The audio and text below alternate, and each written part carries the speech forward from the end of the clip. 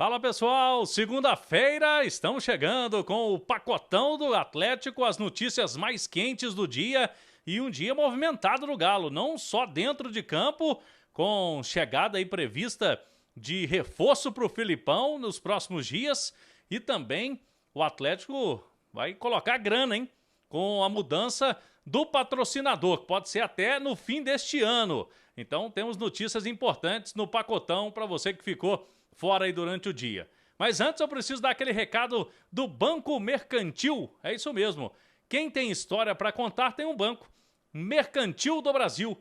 Você pode acessar o site meumercantil.com.br. Sua experiência nos inspira. Banco Mercantil tem saque FGTS sem precisar abrir conta. Então agora pode rodar a vinheta. Muito bem, vamos então fazer aquele resumo do que aconteceu na segunda-feira do Atlético. Começou para valer agora a semana do Botafogo, na Cidade do Galo. Jogadores se reapresentaram no período da manhã, após o domingo que foi de folga, a turma recarregou baterias, porque a semana anterior foi bem pesada, muitos treinos, Felipão afinando aí a parte física e logicamente já pensando em variações táticas, não só para pegar o líder Botafogo no próximo sábado, mas também é o tempo que ele teve, né, para conseguir aí fazer mais sessões de treinamentos. Agora a semana promete bastante porque o Galo já teve as voltas de Johan e Zaratio liberados pelo departamento médico, estão disponíveis já para o Luiz Felipe Scolari. O zagueiro Igor Rabelo de novo apareceu no campo, fazendo atividades ainda sob supervisão da preparação física, da fisioterapia. Então o Igor Rabelo já está na fase final, vamos ver quando ele vai ser liberado. Se não demorar muito, essa semana tem chances até de ser relacionado para o jogo, para pelo menos ser opção no banco de reservas. É bom destacar que o Filipão não vai ter o Gemerson para esse duelo contra o Botafogo, está suspenso com o terceiro cartão amarelo. O Gemerson, que de todos os zagueiros do elenco foi quem mais atuou até aqui em 2023.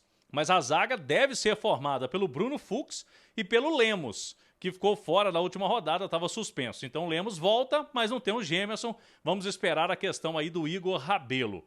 Lá no ataque, a boa notícia é que como o amistoso da seleção olímpica, que seria disputado hoje, segunda-feira, no Marrocos, foi cancelado por conta do terremoto que deixou mais de 1.000 vítimas lá no Marrocos, então não teve clima para o segundo amistoso. Paulinho já está retornando ao Brasil e, de acordo com a informação da Itatiaia, nosso colega Leonardo Baran está no Marrocos acompanhando essa seleção olímpica. O Paulinho vai chegar na terça-feira, então vai viajar a madrugada toda, 6 horas da manhã, desembarque previsto em Guarulhos. Aí depois ele pega um voo doméstico, chega a Belo Horizonte. Como o treino de amanhã, terça, será pela manhã, não vai dar tempo do Paulinho na terça, mas na quarta ele já descansado deve retornar às atividades e ele vai ser muito importante, né? O Paulinho, que vem sendo o artilheiro do Galo até aqui no Campeonato Brasileiro, os últimos 4 gols do time, todos foram do Paulinho e o Hulk não vai estar presente, né? O Hulk está suspenso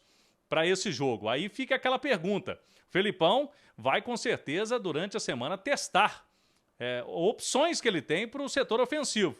Pode escalar no lugar do Hulk o Allan Kardec, tem a opção também do Vargas ou até do Zaratio, né? O Zaratio pode fazer o lado de campo e aí nesse caso o Paulinho seria deslocado ali para a função do Hulk, mais centralizado como um falso 9, um centroavante. Então Paulinho retornando é boa notícia para o Felipão. Agora, passando para o lado de fora, né, das 4 linhas. A Itatiaia trouxe hoje, em primeira mão, a notícia de que o Atlético já está negociando com algumas empresas, tem empresas interessadas para assumir o patrocinador master, né, que fica no centro da camisa. É porque a Betano não deve permanecer para o ano que vem e essas empresas, a maioria delas, pelo que a gente pôde apurar, são também empresas de apostas esportivas e são várias que tem no mercado. Várias delas, inclusive, com interesse de assumir o posto no Atlético. E tem uma empresa que não é do ramo de apostas esportivas, hein? É uma apuração da Itatiaia, pode ser também uma empresa de outro ramo. E aí a Betano, se for essa empresa de outro ramo, tem chance de mudar de lugar na camisa. Sai da parte frontal e pode ir para a manga da camisa, por exemplo, ou em outro local. Isso ainda será discutido. Se for uma empresa concorrente, muito dificilmente vamos ter aí na camisa do Galo 2 empresas do mesmo ramo, no caso de apostas esportivas, no uniforme do Atlético. O contrato novo, ele deve render um valor aí acima de 30 milhões de reais. É a expectativa do clube, da diretoria do Atlético, o clube virando SAF e com essa possibilidade aí de pagamento de multa, porque ainda tem um contrato em vigência com a Betano, mas ela não vai permanecer, o Atlético já tendo, portanto, outras interessadas neste produto. Agora a gente vai buscar outras informações. Hoje tem mesa redonda do Galo, 9 horas da noite, coladinho no Bastidores, mas já convido todo mundo a ficar ligado no Bastidores, porque Rodrigo Caetano, diretor executivo de futebol, estará conosco para responder perguntas aqui dos estúdios, mas também da turma que está no chat, está acompanhando a Itatiaia, ou no @Itatiaia Esporte, ou no canal oficial da Itatiaia no YouTube. Então, fiquem ligados, vamos falar muito de planejamento para o próximo ano, de permanência ou não, né? Tem essa dúvida do Rodrigo Caetano para 2024 e, logicamente, abordando assuntos aí nesta reta final do Campeonato Brasileiro. Imperdível a noite da Itatiaia com a mesa redonda. Hoje eu estarei ao lado de Natália Fiuza e de Ale Oliveira. O Henrique André está curtindo férias e a gente vai ter o Rodrigo Caetano também conosco, a presença ilustre nesta segunda-feira da mesa redonda do Atlético, e sempre com os prêmios, né? Tem camisa oficial, tem camisa casual e vamos projetar também um duelo contra o Botafogo, que é o líder do campeonato, sábado, 9 horas da noite, na Arena MRV. Um detalhe, uma reunião nessa terça vai definir carga de ingressos, se teremos mesmo 35 mil, ou pode ter até uma carga maior para esse jogo do Atlético, e preços de ingressos serão parecidos com aquele com o jogo do Santos, foi estreia. Vamos saber tudo isso no decorrer da semana e você é o nosso convidado hoje à noite na mesa redonda do Galo. Então falamos em nome do Banco Mercantil do Brasil, sua experiência nos inspira. Um abraço. De futebol do Galo, Rodrigo, obrigado pela presença. Queria que você começasse fazendo uma análise mais ampla. Qual que é a análise que você faz dessa temporada no Atlético? O que vocês fizeram que nesse momento vocês entendem foi bem feito? O que o Atlético fez nessa temporada que se arrepende, que se pudesse voltar na fita faria diferente? Como é que você analisa essa temporada, esse ano do Galo até aqui? Obrigado. Obrigado, João. Obrigado novamente pelo convite. E também obrigado pela oportunidade, né, de falar para o nosso torcedor, que é através de vocês que nós chegamos até eles. Nós não podemos, né, dissociar daquilo que nós planejamos o fato da saída do treinador. Por quê? Porque quando nós fizemos as nossas reuniões lá em novembro para dezembro, definimos pela chegada do Eduardo Cudê e, consequentemente, a montagem do elenco passava muito pelo modelo de jogo dele, adaptação e tal, nós fomos seguindo, né, as diretrizes, obviamente tentando respeitar ao máximo o orçamento do clube, mas também trazendo jogadores com as características próprias do modelo adotado, porque nós fizemos um contrato com ele de 2 anos. A intenção era de que fosse realmente um projeto para futebol brasileiro, isso até podemos chamar de longo prazo. Infelizmente, né, ele optou por sair. Fizemos, no fim das contas, um acordo com ele, mas essa interrupção, ela sempre traz danos, né? Não importa, depende do nome de quem sai e de quem chega. Hoje os treinadores, eles têm métodos muito próprios, diferentemente até de quando eu jogava, em que a metodologia de treino, ela era meio que linear, assim, era muito parecida, mudava muito, era a forma dele liderar. Hoje não. Hoje os treinadores, ele tem um método de trabalho, uma exigência, uma forma de jogar que, quando você modifica, traz danos. Então, eu creio que essa interrupção, por mais que tenhamos tido aquele revés contra o Corinthians, creio que vínhamos fazendo um bom Campeonato Brasileiro e, enfim, estávamos, né, ali em vias de conseguir a classificação na fase de grupos da Libertadores, que foi conquistada com o Filipão. Então, eu acho que, assim, se nós pudéssemos rever isso, talvez era não termos seguido muito a linha do método do treinador, entendeu? Porque foram mudanças para aquilo que era o Galo de antes, para aquilo que se tornou o Galo, características que eu falo de atletas, trouxe realmente uma mudança muito grande e que com a saída dele, com a chegada do Filipão, que tem outro método, outra forma de jogar até, teve e está fazendo as adaptações conforme o elenco que ele tem. Nós não tivemos condições, né, de fazer investimentos na janela do meio do ano, enfim. Eu acho que isso prejudicou bastante. Nós tivemos aí esse ato de 8, 9 jogos aí sem vencer. Isso é muito para um clube do tamanho do Galo. Mas assim, João, o que nos resta de campeonato, o que nos resta a conquistar, eu acho que são ainda essas 16 rodadas. Nós precisamos nos recuperarmos dentro da tabela. E eu ouço muito, né? Eu sei que o torcedor tem o anseio de ouvir falar sobre 2024, porque dentro de 2023 a possibilidade é praticamente nula de conquista.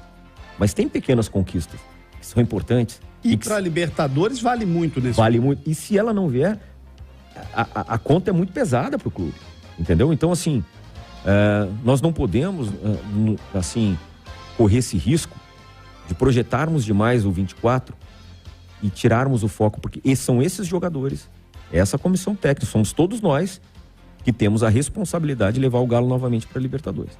Ô Rodrigo, eu sempre que recebo alguém do seu nível, do seu porte, um técnico, um dirigente, eu busco trazer alguma coisa que eu critiquei para que a pessoa também possa se defender, trazer sua posição, trazer sua opinião, até porque muitas vezes essa relação imprensa dirigente, ela é um pouco injusta, porque a gente tem aqui um microfone todo dia para falar e vocês não estão ali todo dia para defender e trazer o ponto de vista de vocês. No episódio Cudê, me espantou muito, porque você tinha trabalhado com o Cudê no Inter. E aí eu disse aqui o seguinte, poxa, me surpreende porque na minha visão, na minha leitura, com o nível de informação que eu tenho, me deu a impressão do seguinte, o Rodrigo Caetano passou pelo mesmo problema que já tinha passado no Inter com um cara que, na minha avaliação, é destemperado, desequilibrado emocionalmente. Por que você fez essa escolha pelo Cudê? E como é que você avalia essa crítica que o João Vitor te fez, mas que muitos também te fizeram? Queria que você falasse sobre isso. Mas ela é pertinente, a crítica. Agora, vamos lá. Primeiro que não sou apenas eu e nem defendo a tese de que o diretor de futebol ele tem posições estratégicas como um treinador. É um cargo extremamente relevante na estrutura de um clube de futebol. Então, assim, nós fizemos a decisão por trazer o Cudê. O que ocorreu depois do Internacional, que foi uma saída também meio inesperada, porém... Foi muito parecida, né? Mas lá foi justificada por ele. Ele, na verdade, se utilizou dessa cortina de fumaça da proposta do Celta. Mas ela também se deveu ao fato de que o Inter, nós estávamos na pandemia. Então, quer dizer, qual clube naquele momento tinha condições? Os clubes estavam preocupadíssimos em honrar os salários dos seus funcionários, em não ter uma demissão em massa, enfim, os objetivos eram outros do que um investimento. Enfim, e ele teve a proposta e saiu. Desde aquela época, e principalmente quando o São Paulo estava aqui, que conversávamos muito com ele lá na Espanha, ele manifestou o desejo de um dia retornar ao Brasil, um dia voltar a trabalhar comigo e tal.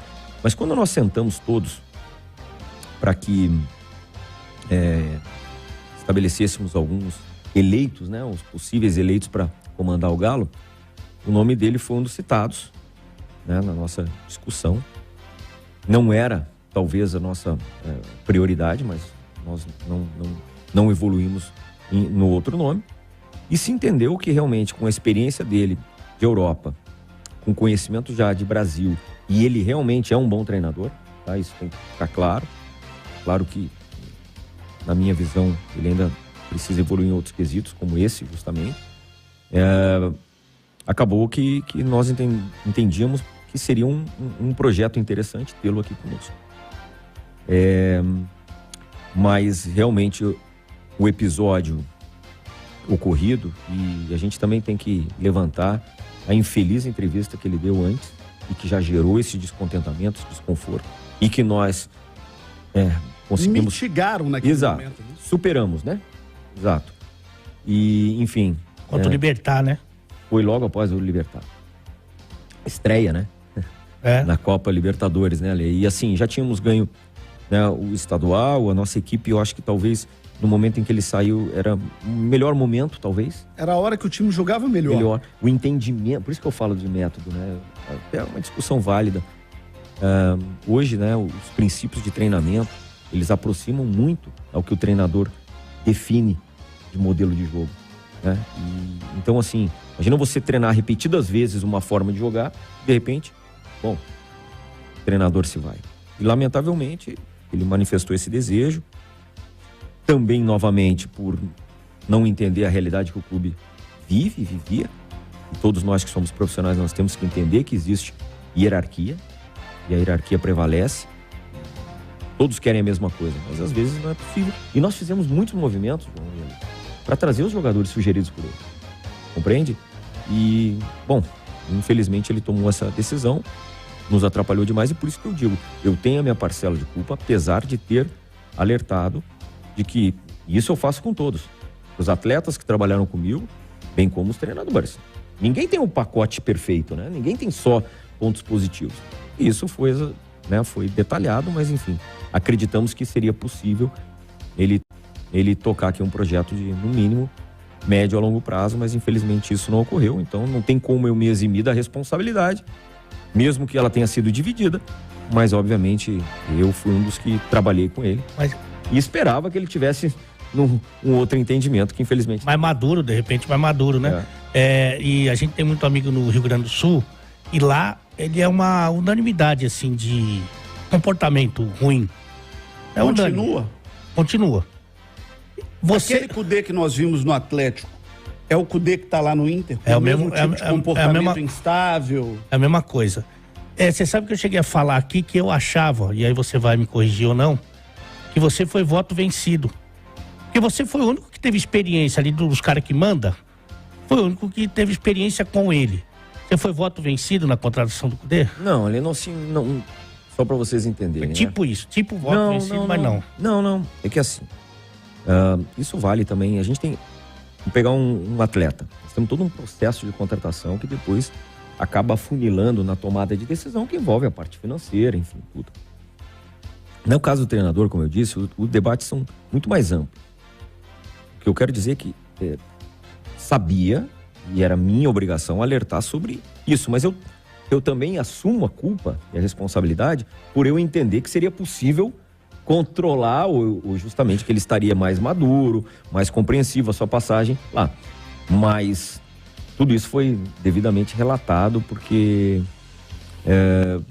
alguns momentos, e eu vou te lembrar que na época que ele pediu para sair lá em Porto Alegre, também foi após um empate, né? Se eu não me engano, foi com o Curitiba, um jogo em casa também, em que o Inter era líder do Campeonato Brasileiro. Aqui nós éramos terceiro, correto? Então, assim, e com a equipe crescendo e como eu disse, já com um modelo bastante identificado. Você se sentiu traído por ele naquela entrevista que ele deu em Porto Alegre? Ele fez uma fala muito agressiva a seu respeito. Agora, né? Agora, jogou no Inter. Você se sentiu traído por ele ali? Porque existem algumas coisas no futebol, existe um código de ética entre vocês. Futebol é um mundo que, assim, dentro da porta pra dentro, os caras às vezes quebram o pau, igual nós vimos lá no Flamengo, é soco pra cá, é tapa, é pescotapa de um lado pro outro, mas da porta pra fora vocês se protegem. Quando eu falo vocês, eu falo o mundo do futebol de uma maneira geral. Ele foi muito agressivo com você. Você se sentiu traído por ele? Olha, eu vou repetir aqui o que eu havia dito, né? Até numa coletiva que eu dei. Eu prefiro interpretar, João, que ele se expressou mal, porque foi um erro. O erro dele foi dizer que ele... Ou talvez não tenha sido para mim, né? Porque ele disse que teve a infelicidade de cruzar comigo 2 vezes. Ele não cruzou comigo as 2 vezes. Quem foi contratá-lo as 2 vezes fui eu. No Internacional com mais pessoas, e aqui também nós fomos, eu, Vitor e o Rodrigo Weber, diretamente lá. Então, não foi o cruzar, eu não estava aqui. Foi um acaso. Não. Ele aceitou trabalhar com você? Não, ele não só aceitou, porque quem foi buscá-lo nas 2 vezes fui eu, como diretor de futebol. Como o Ale disse, bom, Posso não concordar 100%, ok, mas eu represento a instituição, tanto lá como cá. Representava lá e agora aqui. Então, assim, me surpreendeu. Por quê? Porque eu nunca, e aí eu posso afirmar para vocês, independentemente da conversa, pode ser conversa ruim entre os profissionais. Como você falou, eu jamais vou vir expor alguém aqui, mas jamais também eu vou me eximir da responsabilidade que eu carrego de dizer a verdade, de fazer a cobrança, seja para atleta, funcionário, comissão técnica, treinador, de forma frontal. Estou há 20 anos nessa e sempre foi desse jeito. Me surpreendeu. Talvez, não sei, ele esperasse que fosse sair em uma outra condição. Não sei, talvez tenha sido isso.